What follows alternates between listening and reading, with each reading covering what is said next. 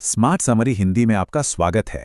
अक्सर एक सवाल मन में आता है कि पैसा होने के बावजूद कुछ लोग दुखी क्यों रहते हैं।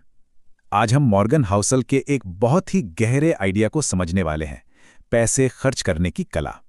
देखिए, ये सिर्फ बजट बनाने या सेविंग्स के बारे में नहीं है। ये इस बात को समझने के बारे में है कि पैसा हमारी खुशी और जिंदगी को सच में कैसे शक्ल देता है। तो आज हम किन किन बातों पर गौर करेंगे।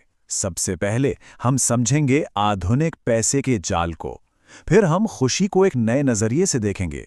उसके बाद हम खर्च करने की असल कला सीखेंगे और फिर जानेंगे कि अपनी पर्याप्त की सीमा कैसे खोजें।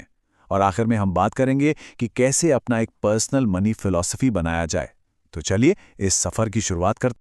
तो चलिए पहले हिस्से से शुरू करते हैं, आधुनिक पैसे का जाल। आज की दुनिया में ना हम सब एक अजीब सी दौड़ में शामिल हो गए हैं। एक ऐसी दौड़ जहां अमीर होने से ज्यादा जरूरी अमीर दिखना हो गया है। और सच कहूं तो हमारी कई परेशानियों की जड़ यहीं से शुरू होती है। इसे एक छोटी सी कहानी से समझते हैं। वर्मा साहब की जिंदगी को ही ले लीजिए। उनकी जिंदगी बहुत सादी थी, खुशहाल थी, लेकिन समाज में अपनी हैसियत दिखाने के चक्कर में उन्होंने अपनी जमा पूंजी लगाकर एक बड़ा घर खरीद लिया। और नतीजा ये हुआ कि उनकी जिंदगी का जो सुकून था, जो चैन था, वो ईएमआई के तनाव और अकेलेपन में कहीं खो गया। घर तो बड़ा हो गया, पर मन की शांति चली गई। देखिए, एक दूसरे से अपनी तुलना करना कोई नई बात तो है नहीं, यह हमेशा से होता आया है। लेकिन जैसा कि हाउसल कहते हैं, सोशल मीडिया ने इस पर एक न्यूक्लियर बॉम्ब गिरा दिया है। पहले हम खुद की तुलना बस अपने आस पड़ोस के लोगों से करते थे, पर अब हम अपनी तुलना दुनिया भर के लोगों की एडिट की हुई, फिल्टर की हुई नकली जिंदगी की हाईलाइट रील से करते हैं। और इसका नतीजा ये होता है कि हम हमेशा खुद को कम महसूस करते हैं। ये स्लाइड तो बिल्कुल आंखें खोल देती है ना। ये दिखाती है कि हमारी प्राथमिकताएं, हमारे डर कितने बदल गए हैं। सोचिए, एक जमाना था जब इंसान जंगल में शेर से डरता था, और आज का इंसान इंस्टाग्राम पर कम फॉलोअर्स से डरता है। हमारे जो असली डर थे वो अब डिजिटल चिंताओं में बदल गए हैं, जो हमें लगातार ये महसूस कराते हैं कि हम कहीं पीछे छूट रहे हैं। तो चलिए अब दूसरे खंड की ओर बढ़ते हैं। यहाँ हम उस आम धारणा पर सवाल उठाएंगे कि पैसा और खुशी सीधे सीधे जुड़े हुए हैं। सवाल ये है कि क्या वाकई ज्यादा पैसा हमें ज्यादा खुश करता है, या कहानी कुछ और है। और यही इस सेक्शन का सबसे बड़ा सवाल है, क्या पैसा सच में खुशी खरीद सकता है।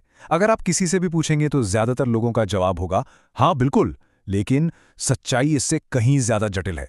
हाँ, पैसा खुशी खरीदने में मदद कर सकता है, लेकिन ये इस बात पर निर्भर करता है कि आप इसका इस्तेमाल कैसे करते हैं।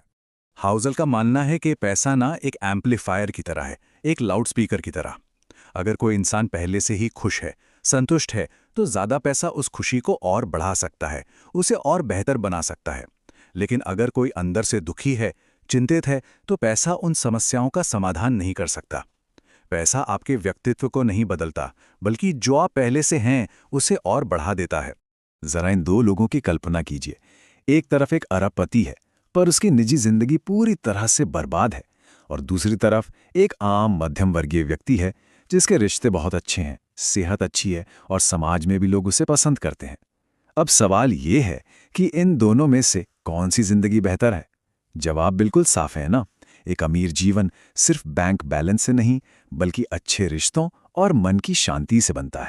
मशहूर मनोवैज्ञानिक कार्ल युंग ने खुशहाल जीवन के लिए ये 5 जरूरी बातें बताई थीं। और सबसे दिलचस्प बात क्या है, इस लिस्ट में पैसा सीधे तौर पर कहीं भी नहीं है। हाँ, ये सच है कि पैसा इन चीजों को हासिल करने में मदद जरूर कर सकता है, जैसे अच्छी सेहत या एक आरामदायक जीवन के लिए, लेकिन पैसा अपने आप में खुशी का कारण नहीं है। तो अब जब हमने मानसिकता को समझ लिया है, तो चलिए अब इसके प्रैक्टिकल पहलू पर आते हैं। इस सेक्शन में हम देखेंगे कि पैसे को एक उपकरण यानी एक टूल की तरह कैसे इस्तेमाल करें, न कि अपनी सफलता को दूसरों से नापने वाले एक पैमाने की तरह। यहाँ एक बहुत ही बुनियादी फर्क है जिसे समझना जरूरी है।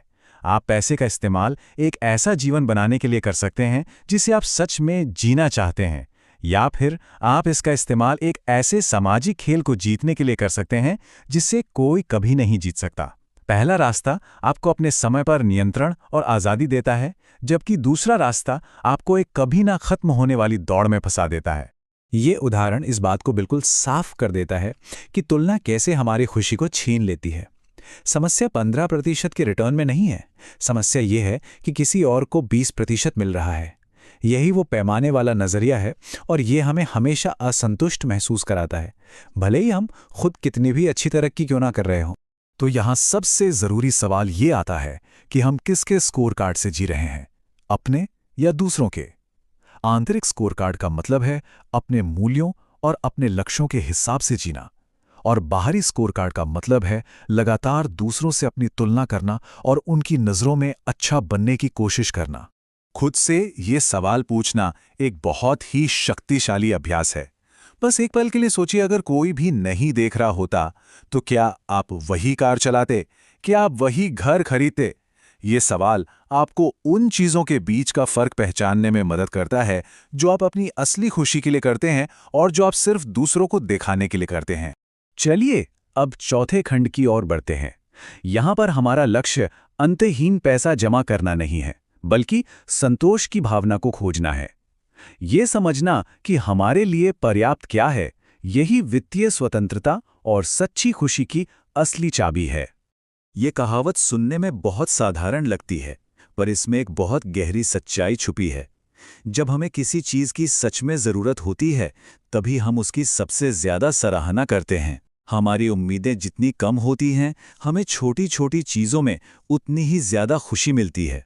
ये एक मौलिक सिद्धांत है। खुशी आपकी उम्मीदों और आपकी हकीकत के बीच का फासला है। हम अक्सर अपनी हकीकत को बेहतर बनाने में अपनी सारी ऊर्जा लगा देते हैं, लेकिन हमारी उम्मीदें भी तो साथ साथ बढ़ती जाती हैं। इसलिए अपनी उम्मीदों को प्रबंधित करना लंबे समय तक खुश रहने की एक कहीं ज्यादा असरदार रणनीति है। यह दौलत की एक क्रांतिकारी परिभाषा है। असली दौलत वो नहीं है जो दिखती है, बड़े घर, महंगी गाड़ियां। सच्ची दौलत तो वो है जो अदृश्य है, आपकी बचत, आपके निवेश। यह वो पैसा है जो आपको विकल्प देता है, आज़ादी देता है, जो किसी भी भौतिक वस्तु से कहीं ज्यादा कीमती है। और अब हम आते हैं अपने अंतिम खंड पर। यहाँ हम इस बात पर जोर देंगे कि पैसा खर्च करना एक बहुत ही व्यक्तिगत मामला है। लक्ष्य किसी और के फॉर्मूले की नकल करना नहीं है, बल्कि एक ऐसा दर्शन बनाना है जो आपके लिए, आपके मूल्यों और आपके लक्ष्यों के लिए काम करे। ये मॉर्गन हाउसल के व्यक्तिगत वित्तीय सिद्धांत हैं। इन्हें एक नियम की तरह नहीं, बल्कि एक उदाहरण के तौर पर देखिए कि एक अच्छी तरह से सोची समझी व्यक्तिगत फिलॉसफी कैसी दिखती है। ध्यान दीजिए कि ये सादगी, स्वतंत्रता और लंबी अवधि की सोच पर केंद्रित हैं, न कि दिखावे पर। यहाँ चुपचाप कंपाउंड करें का मतलब है कि अपने निवेश को समय के साथ चुपचाप बढ़ने दें, ताकि आपका पैसा आपके लिए और पैसा कमाए। और अंत में ये सबसे जरूरी विचार है जिसे हमें हमेशा याद रखना चाहिए। हमारा लक्ष्य सिर्फ रोजी रोटी कमाना नहीं होना चाहिए, बल्कि एक ऐसा जीवन बनाना होना चाहिए जिसे हम सच में प्यार करते हैं, जिसे हम जीना चाहते हैं। जब हम पैसे को इस नजरिए से देखते हैं तो हमारे सभी वित्तीय निर्णय अपने आप सही दिशा में जाने लगते हैं। तो जब हम इस चर्चा को समाप्त कर रहे हैं तो एक पल रुककर सोचिए, क्या आपकी खर्च करने की आदतें आपके असल मूल्यों से मेल खाती हैं? आपका व्यक्तिगत धन दर्शन क्या है? इस विश्लेषण को समय देने के लिए बहुत बहुत धन्यवाद। अगर इस सारांश ने आपको पैसे के बारे में एक नया नजरिया दिया है तो कृपया इस वीडियो को लाइक करें, चैनल को सब्सक्राइब करें और इसे उन दोस्तों और परिवार के साथ साझा करें जो एक ज्यादा सार्थक जीवन जीना चाहते हैं।